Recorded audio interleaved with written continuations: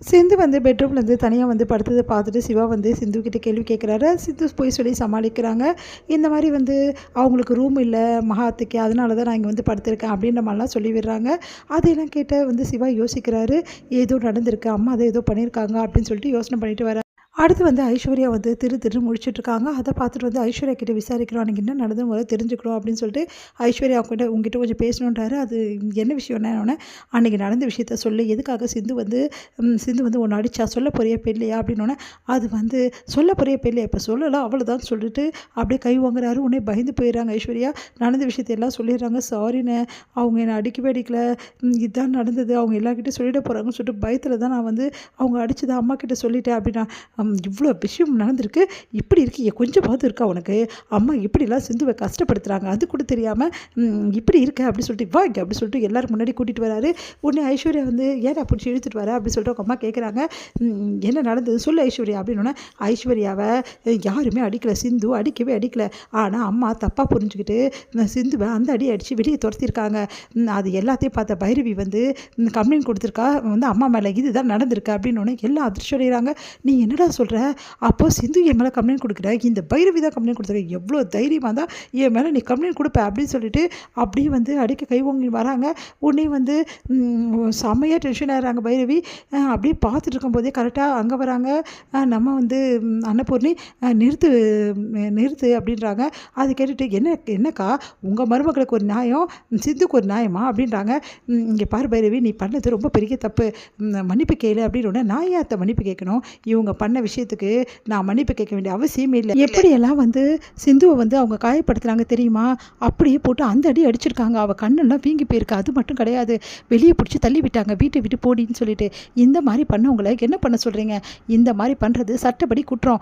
அதனால தான் அவங்க பேரை நான் கம்ப்ளைண்ட் கொடுத்தேன், நான் கொடுத்தது கரெக்டு தான். சிந்து எந்த தப்புமே இப்போ செய்யணும்னு உங்களுக்கு எல்லோரும் தெரிஞ்சிச்சுல, அப்போ அவங்களுக்கு தான் வந்து அவங்க பண்ணது தான் தப்பு, அதை கொஞ்சம் புரிஞ்சுக்குங்க எல்லாரும். அதனால் நான் சாரியெல்லாம் கேட்க மாட்டேன் அப்படின்றாங்க. இங்கே பாருங்கக்கா, அவள் சாரி கேட்கல, அப்புறம் நடக்கிறதே வேறு. அவள் சொல்கிறதும் கரெக்டு தானே மகா, நீ வந்து சிந்துவை அடித்தது தப்பு தானே, அவள் எந்த தப்புமே செய்யலைல்ல, அப்புறம் நான் எப்படி சாரி சொல்ல முடியும், நான் முதல்ல வந்து அவகிட்ட சாரி சொல்ல சொன்னேன் உண்மைதான், ஆனால் அவன் மேலே தப்பு இருக்குன்னு நான் நினச்சேன், ஆனால் அவன் மேலே எந்த தப்புமே இல்லை. சிந்து என்னை மன்னிச்சிடுமா, உன்னை புரிஞ்சுக்காமல் இந்த மாதிரி பண்ணுற, பரவாயில்லத்த அப்படின்றாங்க. பைரவி பரவாயில்லம்மா, நீ மன்னிப்பு கேட்கலனாலும் அப்படின்னு சொல்லிட்டு சொல்கிறாங்க.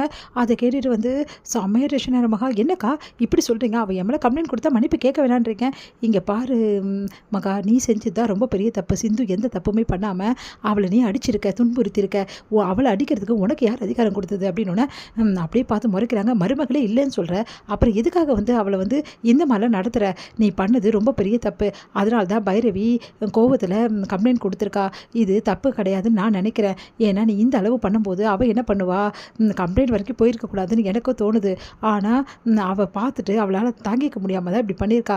அன்னைக்கு என்னமோ சிந்து கம்ப்ளைண்ட் கொடுத்தது தப்புன்னு சொன்னீங்க, இன்றைக்கி வந்து பைரவி கொடுத்தா மட்டும் கரெக்டாக அவங்களுக்கு அப்படின்னு சொல்லிட்டு கேட்குறாங்க.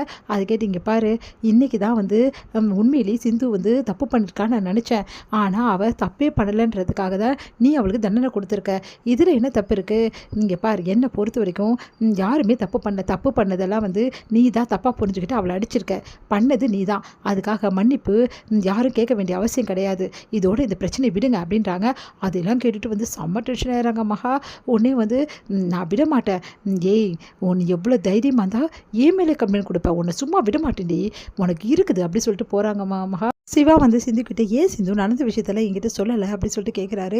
சாரி டாக்டரு, எப்படி சொல்கிறதுன்னு தெரியல, உன்னோட தங்கச்சியை காப்பாற்றுறதுக்காக இந்த மாதிரி பண்ணியிருக்க, பைரவி தான் உனக்கு முக்கியம் இல்லை அப்படின்னு கேட்குறாங்க. அது கேட்டு அது வந்து அப்படி சொன்னோன்னே, பைரவி பாவம் இல்லை, அவள் மேலே எந்த பிரச்சனையும் வரக்கூடாது, ஏன்னா பைரவிக்கோ அத்தைக்கோ ஏதாவது ப்ராப்ளம் வந்துட போகுதுன்னு சொல்லிட்டு தான் நான் சொல்லலை டாக்டரு சொல்லிட்டு இருக்காங்க. உடனே அன்னபூர்ணி வந்து சிந்து நீ ரொம்ப நல்ல மனசுக்காரிமா அப்படின்னு சொல்லிட்டு அப்படியே வந்து உச்சி முகர்றாங்க.